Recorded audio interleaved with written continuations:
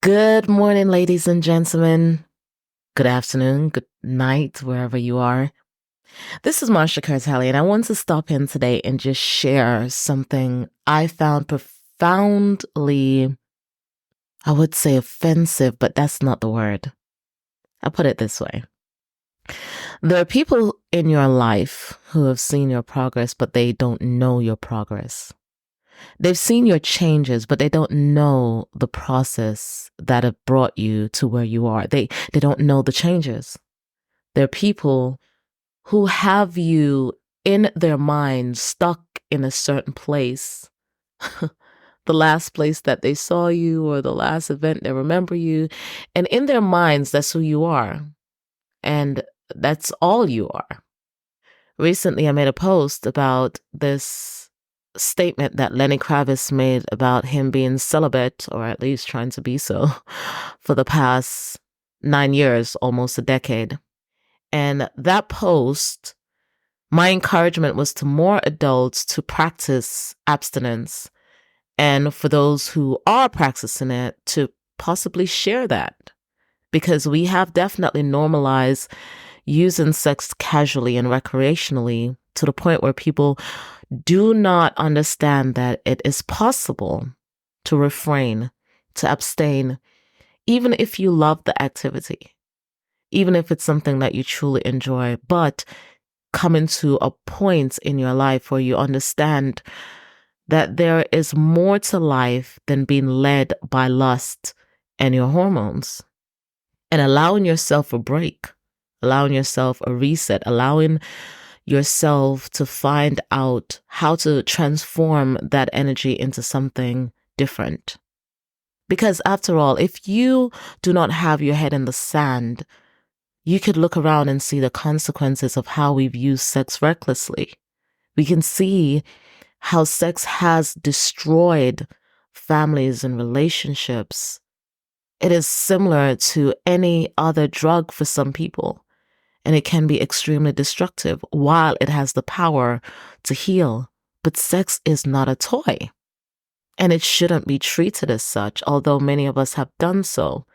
So here we have something extremely powerful in the hands of people who are not truly mature enough to handle its benefits or its consequences. And so on that post, a few people, most of the men, had some issues with me even suggesting that they should refrain from sexual activities. And I'm not telling anybody what to do. I'm not policing you. I'm not gatekeeping you. Do what you want to do with your bodies. I'm just sharing what I believe should be also a norm. Since we've all accepted that everyone, you see them and you greet them, and the next thing you have to do is some kind of sexual activity, why can't we normalize that people do refrain? Just like, there are people who eat animals and then there are people who don't. And we're living in a society where both of those exist and they coexist together.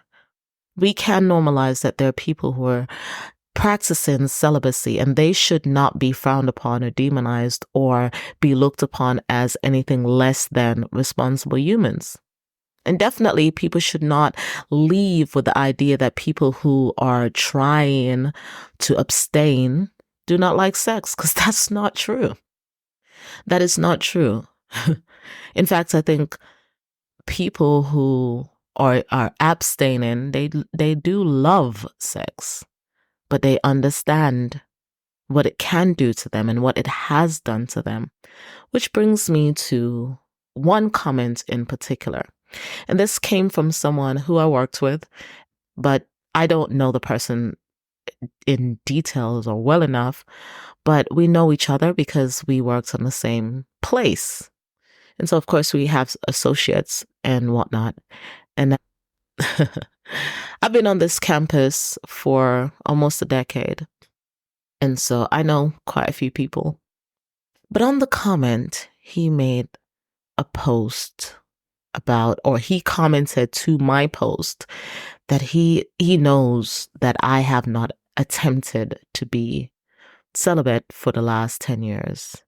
he doesn't want to put my business out there, but he knows that. Now, mind you, this person, I have never, ever been in a situation that could possibly even be interpreted as sexual. So I know for a fact this person doesn't know me in that aspect. So anything that he knows of me is what he's heard. But this is where I talk about how people keep you in the place that they last remembered you were. Like something someone said, and that's where they hold you in their minds. That's who you are, and you don't outgrow that spot. That's who you are forever. And it's unfortunate because we're supposed to grow and change and evolve. And some people believe that because you've lived a certain life, that's the life you're supposed to live forever. And you should never get to a point where you are now saying, let's outgrow those types of behaviors, that type of mindset, and let's evolve to a different place. And I thought it was extremely audacious that this person would make this comment, but it wasn't surprising because you see, I've published several books and my businesses are on the internet. And that was his threat. He didn't want to put my business out there. But I am public for a reason. My stuff is in private and it's for a reason. Those people, what I want out, I allow out because I know there are people who knew me from a certain setting or from a certain phase in my life. And some of those people are going to have things to say as they see the transition, as they see the evolution, as they see the changes. They're going to have things to say. I get that because I get that people hold a place in their minds of who you are based on what you've done. And that's who you are to them forever.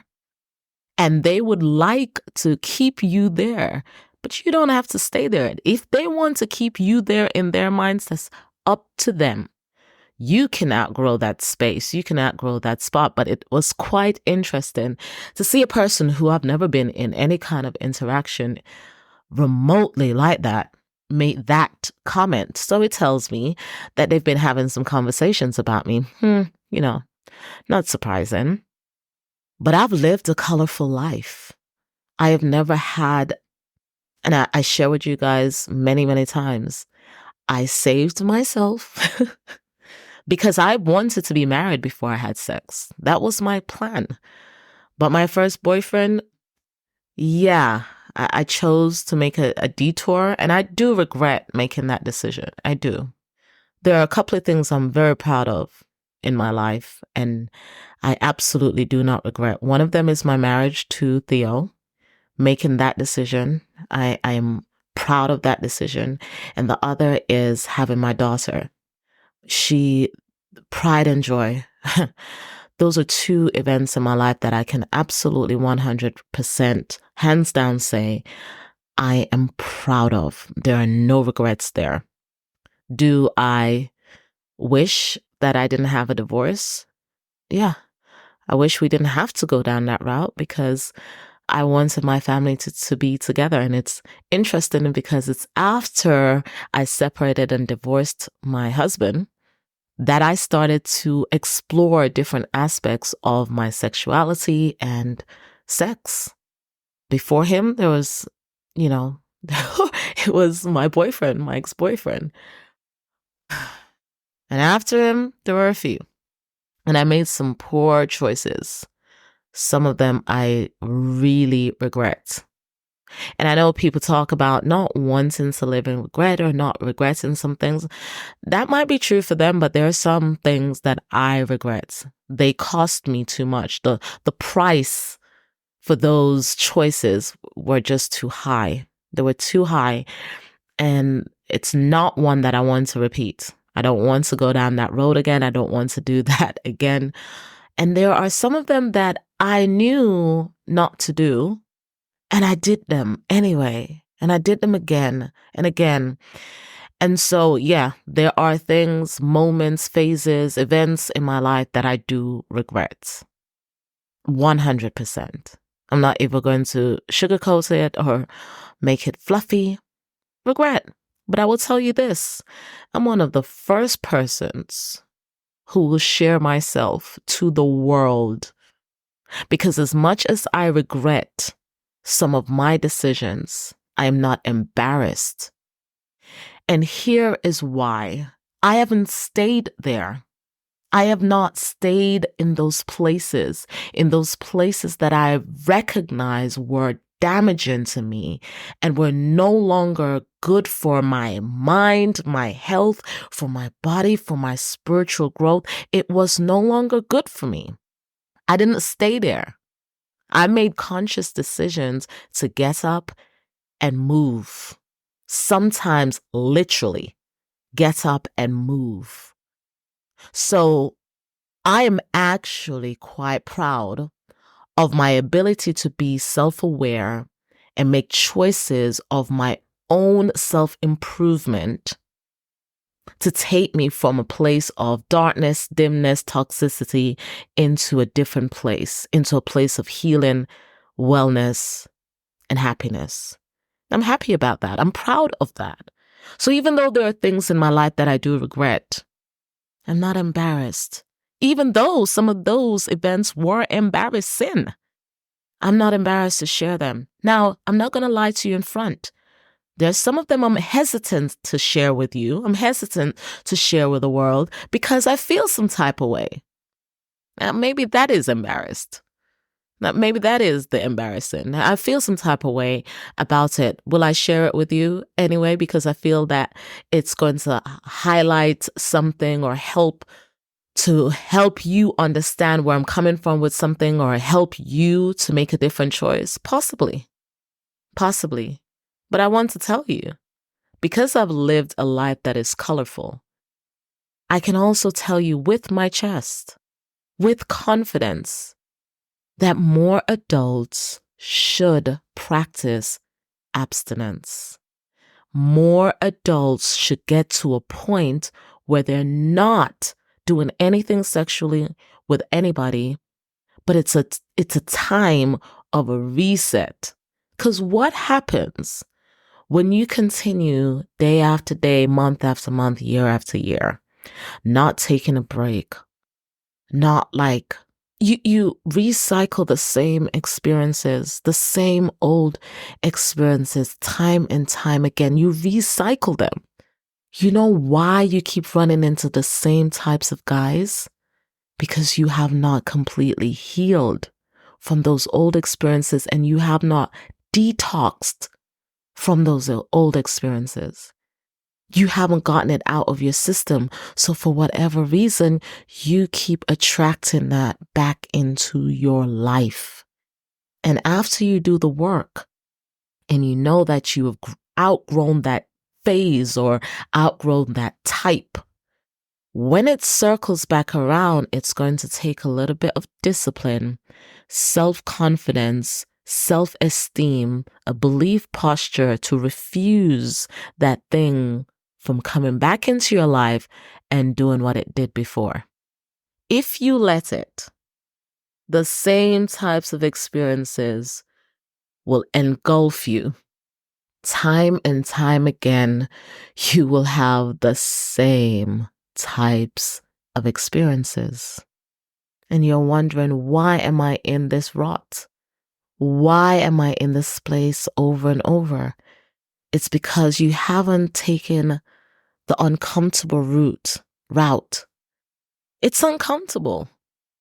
But it's even more uncomfortable to have someone in between your thighs who you know doesn't love you, who you know is dealing with 2-3 other people, who you know is someone else's husband, who you know is just using you because you as a drive-through, essentially, because you're willing to allow them to come on through.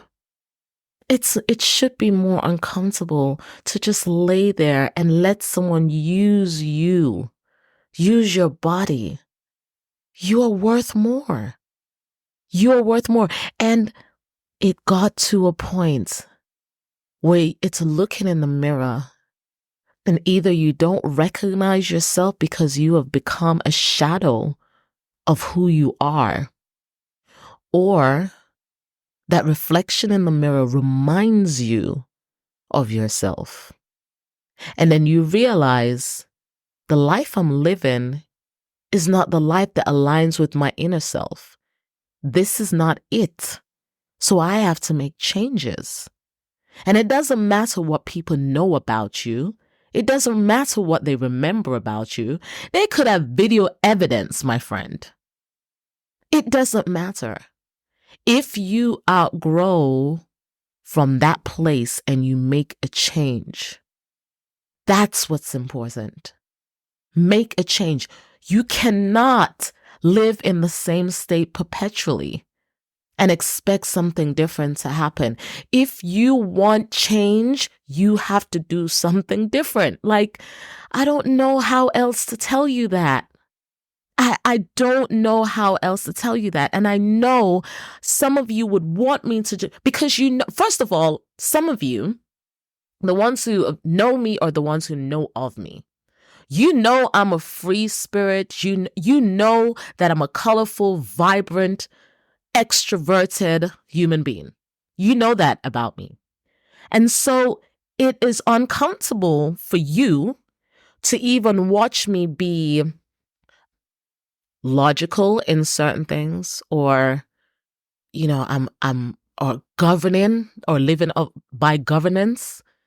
You're wondering why or how, because we have come to this belief that people who are free-spirited, that we're irresponsible and we're reckless.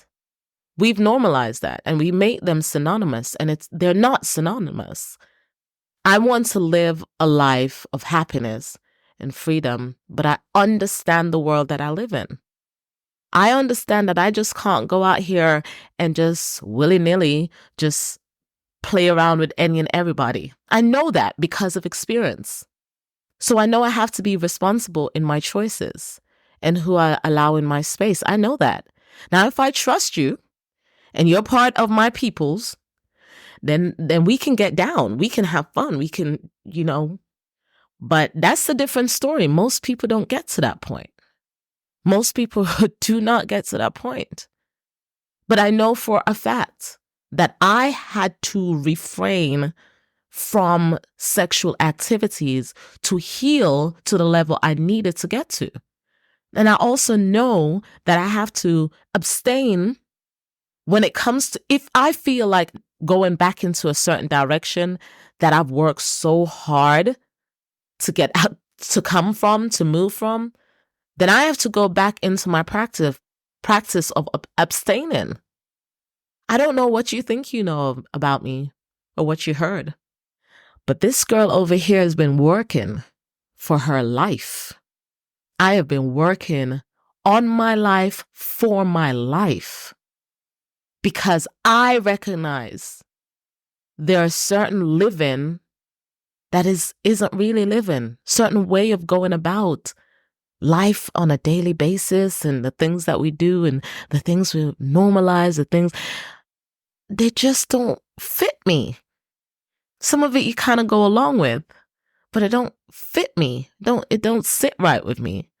When I'm done and I'm by myself and I have to lay with me, some of those things just don't fit me right. They don't suit me. And so because of that, yes, I have to make changes. And when I make changes and I see how those changes have changed my life, affected my life, transformed my life, yes, I'm going to tell you to do the same thing. I am going to encourage you to do something other than what you've been doing. Because, yeah, you want me to tell you that your life can change if you continue doing the same thing you've been doing. But I can't tell you that. I can't tell you that.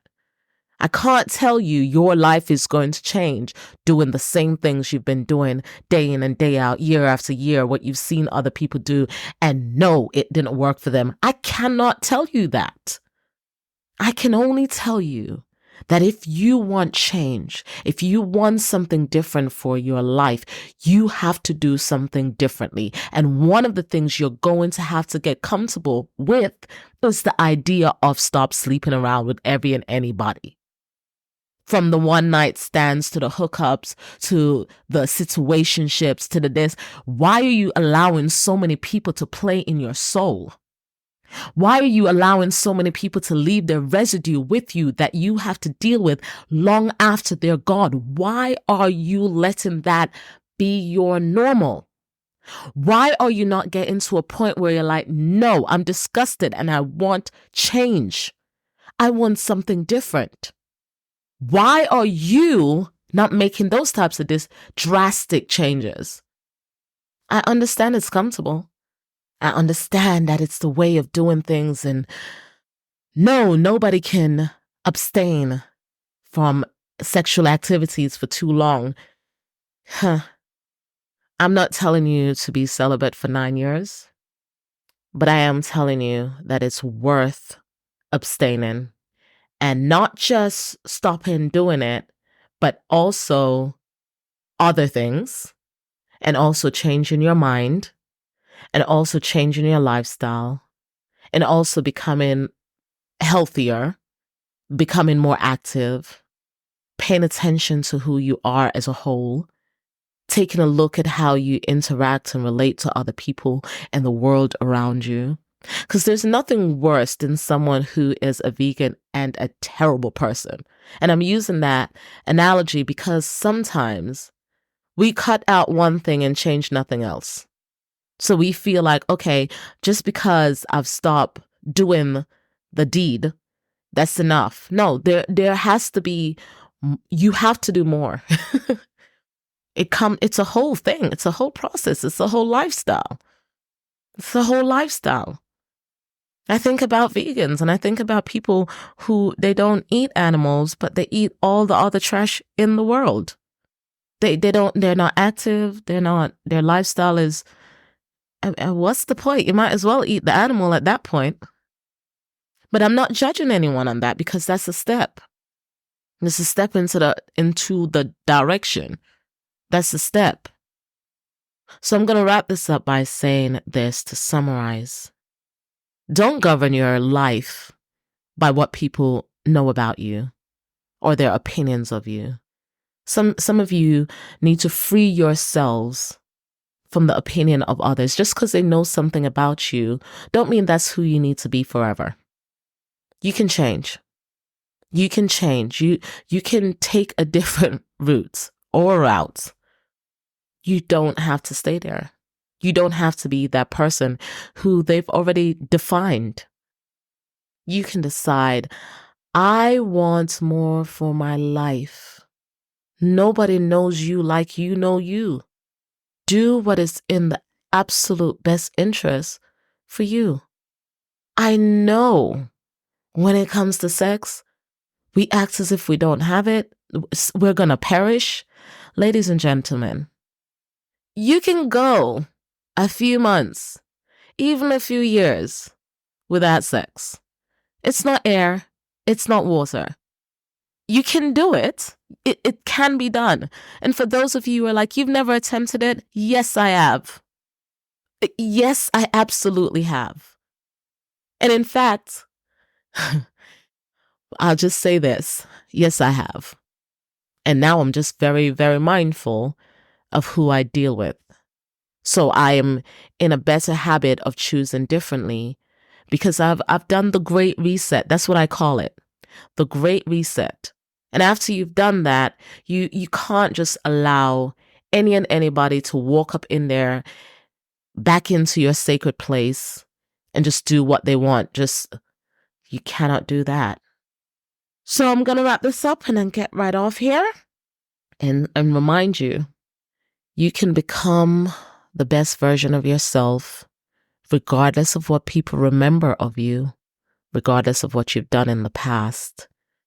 You have to become remorseful for those actions that you know were detrimental to other people and to yourself. And you have to change. You can't say you want forgiveness or you repent and you keep doing the same things.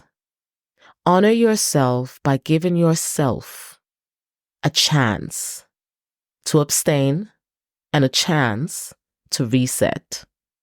a chance to detox from those old experiences, a chance to create new habits and to form new patterns that's going to help you to live the life you want to live. Give yourself a chance. You don't have to go for years, but give yourself a chance. You deserve that. You deserve that. With that, I'm Marsha Kerr Talley. Have a great day, and we'll talk soon.